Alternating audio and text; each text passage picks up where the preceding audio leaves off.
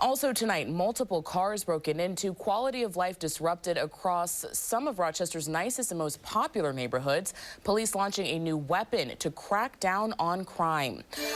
The Rochester Police Department is trying a new technology following numerous car break-ins around the city. This follows a news conference and angry Mayor Malik Evans on Friday when he announced he's had it with the wave of crime. In addition to manpower, a new detail hit the streets this weekend. 13 WHAM's Carly Miner brings us the very latest. Carly.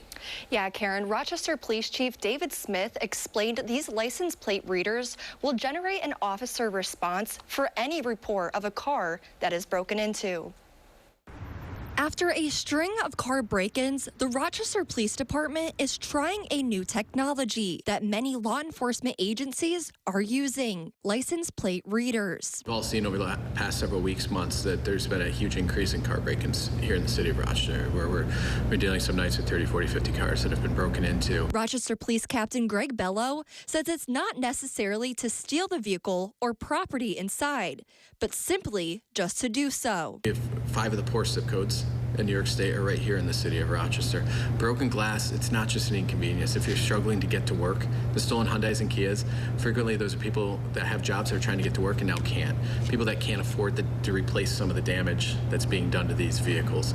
Can't afford to replace some of the stuff that's being stolen from some of these vehicles. Provided by an unidentified partner agency, Bello tells me they are experimenting with plate readers to combat the number of break-in reports. Predominantly, the problem has been in the southeast section of the city, over in the Park Ave area, Park Oxford over there, and then also we're seeing a lot of it in the South Wedge area.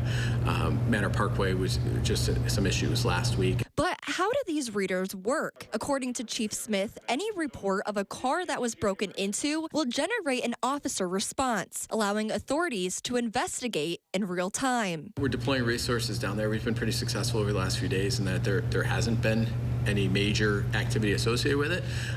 We're going to continue to press at it because we're not happy with the activity stopping. We want to work towards solving who's committing this and making an arrest in these cases. Now, Bello says our community is the biggest partner their department has. If you see anything out of the ordinary, contact authorities. Karen?